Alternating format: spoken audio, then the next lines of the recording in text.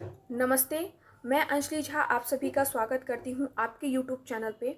तो आज की इस वीडियो में मैं शेयर करूँगी अपनी स्ट्रैटेजी को लेकर कि कैसे मैंने बीपीएससी टीआरई 3 में प्रिपरेशन की थी।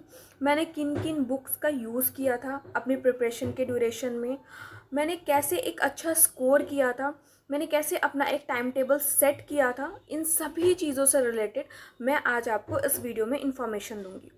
तो सबसे पहले हम बात करते हैं कि बीपीएससी टीआरई 3 का जो एग्ज़ाम होता है, चाहे आप किसी भी क्लास को ले लीजिए, तो उसमें कितने मार्क्स का ये एग्ज़ाम होता है। तो टोटल होता है 150 मार्क्स का होता है, जिसमें जो 30 मार्क्स होते हैं वो हमारे हो जाते हैं लैंग्वेज पेपर, जो इंग्लिश और हिंदी हो जाते हैं। तो उन 30 मार्क्स का जो क्वेश्चन रहता है उसमें 22 मार्क्स का जो क्वेश्चन होता है वो हिंदी का क्वेश्चन होता है, और जो 8 मार्क्स होते हैं वो इंग्लिश का क्वेश्चन होता है। तो इन दोनों पेपर को मिला के एक क्वालिफाइंग मार्क्स निकाला जाता है, जो होता है 9 नंबर। यानी कि अगर आपका 30 का लैंग्वेज पेपर आप दे रहे हैं तो उसमें आपको 9 नंबर आना चाहिए, तभी आप क्वालिफाइंग हैं लैंग्वेज पेपर में। ये हो गया लैंग्वेज पेपर की बात, जो 30 मार्क्स का हो जाता है। अब बात करते हैं इधर के पेपर में। तो इधर में हमारा हो जाता है टोटल 120 मार्क्स का, जो डिवाइड कर दिया जाता है, 3 पार्ट्स में डिवाइड हो जाता है। तो पार्ट 1 हमारा हो गया लैंग्वेज पेपर। जो पार्ट 2 हो जाता है 120 मार्क्स में, तो उसमें जो पार्ट 2 है वो हमारा हो जाता है जनरल स्टडीज़। 40 मार्क्स जो हैं वो हमारे जनरल स्टडीज़ के हो जाते हैं। और इधर बाकी हो गया 80 मार्क्स। तो जो 80 मार्क्स होता है वो आपका पेपर होता है, यानी कि जो आपका सब्जेक्ट होता है उसमें आपका 80 मार्क्स का हो जाता है। अब जैसे अगर मैं अपनी बात करूं तो मैं 6 to 8, 9 to 10 एंड 11 to 12 तीनों के लिए एलिजिबल हूं। 6 to 8 में मेरा सब्जेक्ट है मैथ एंड साइंस, 9 to 10 में मेरा सब्जेक्ट है मैथ, और 11 to 12 में मेरा सब्जेक्ट है कंप्यूटर साइंस। तो मैं सबसे पहले 6 to 8 की बात कर लेती हूँ। तो जब मेरा एग्ज़ाम था और मैंने पेपर दिया था, तो मेरा मैथ एंड साइंस था, तो 40 मार्क्स सबके लिए कॉमन होता है जनरल स्टडीज़ के लिए।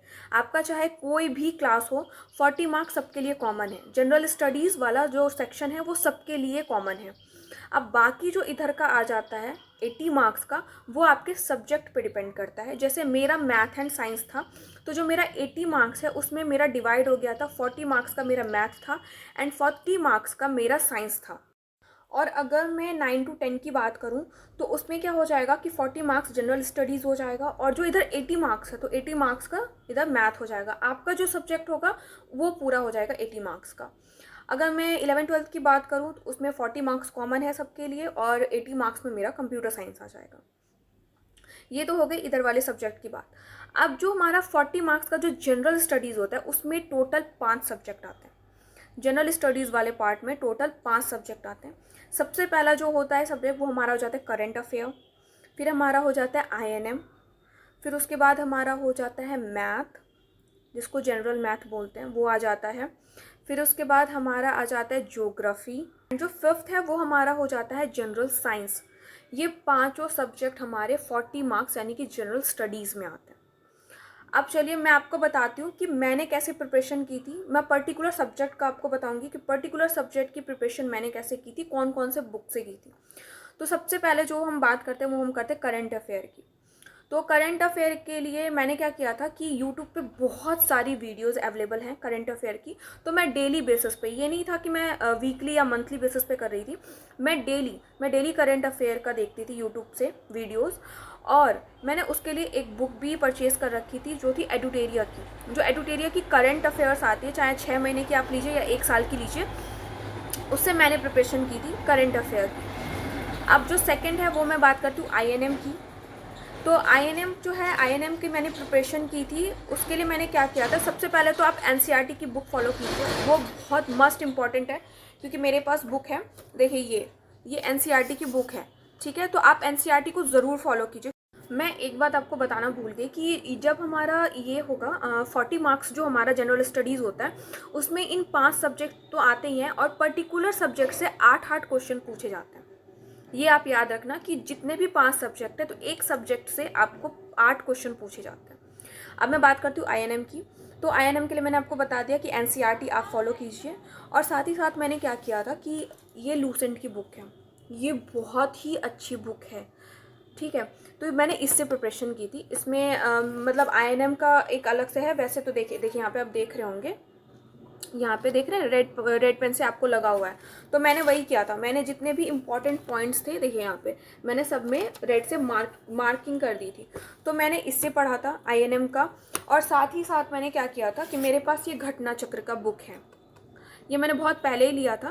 तो ये घटना चक्र का बुक है, इसमें ना आपको बहुत अच्छी इन्फॉर्मेशन मिल जाएगी, वन लाइनर जैसे आप बोलते हैं। तो एक लाइन में आपको इसकी बहुत इन्फॉर्मेशन अच्छी मिल जाएगी। मैं आपको दिखा देती हूँ इसका ये कैसा होता है। देखिए इधर से देख रहे हैं, ये इस तरीके का आपको दिखाई देगा, ठीक है। हर एक पर्टिकुलर टॉपिक से इसमें क्वेश्चन होते हैं, एक एक पर्टिकुलर टॉपिक रहेगा, उसका पूरा डिटेल्ड अच्छे से रहता है, लाइन बाय लाइन रहता है। बहुत अच्छा बुक है ये GS का। तो ये मैं आपको बता देती हूँ, ये GS का घटना चक्र का है। तो मैंने इससे पढ़ाई की थी। तो इसी से मैंने क्या किया था, इसी से मैंने अपना INM भी पढ़ा था, और इससे मैंने अपना ज्योग्राफी भी पढ़ा था। तो ज्योग्राफी के लिए मैंने ये भी लूसेंट का भी मैंने यूज़ किया था ज्योग्राफी, क्योंकि इसमें भी बहुत अच्छे तरीके से ज्योग्राफी दी गई है। तो ज्योग्राफी में जो हमारा होता है ना, हमें सिर्फ और सिर्फ BPSC के लिए इंडियन ज्योग्राफी पढ़ना है, वर्ल्ड ज्योग्राफी की इसकी ज़रूरत नहीं है, हमें सिर्फ और सिर्फ इंडियन ज्योग्राफी पढ़ना है इसमें।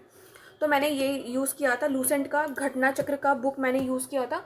और साथ ही साथ ना अगर आप देखेंगे तो मेरे पास NCERT की बुक्स भी हैं।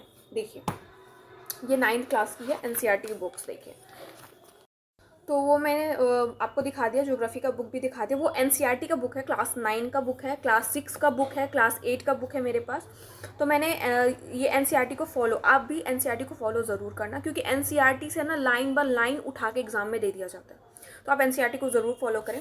और मैंने क्या किया था, हाँ साथ ही साथ आप क्या करें, आप नोट्स ज़रूर बनाएं, क्योंकि बार बार बुक को पलटना ना पॉसिबल नहीं होता। तो मैंने भी वही किया था। NCERT ये देख रहे हैं, ये मैंने क्या किया था, तो ये NCERT से ही ना मैंने नोट्स बना लिया था। सबसे पहले मैंने बुक पे टिक लगाया था, और बुक पे जो टिक लगाने के बाद जो उसके इंपॉर्टेंट पॉइंट्स होते हैं, जिनसे मैं अगर एक बार लिख लूँ तो बार बार अगर मैं देखूँ तो मेरे को रिकॉल हो जाए, इसलिए देखिए देख रहे हैं, इसलिए मैंने इस तरीके से पूरा, देखिए मैंने इस तरीके से अपना एक नोट्स ही पूरा प्रिपेयर कर लिया था INM को लेकर। तो अब ये हो गया, मैंने ज्योग्राफी बता दिया, INM बता दिया, मैंने करंट अफेयर के लिए भी आपको बता दिया। अब बात करते हैं मैथ, जो जनरल मैथ है। तो जनरल मैथ के लिए देखिए, जनरल मैथ के लिए मैंने क्या किया था, तो मैंने जो यूट्यूब है, ठीक है, यूट्यूब पे बहुत सारी वीडियोस मिल जाती हैं जनरल मैथ को लेकर।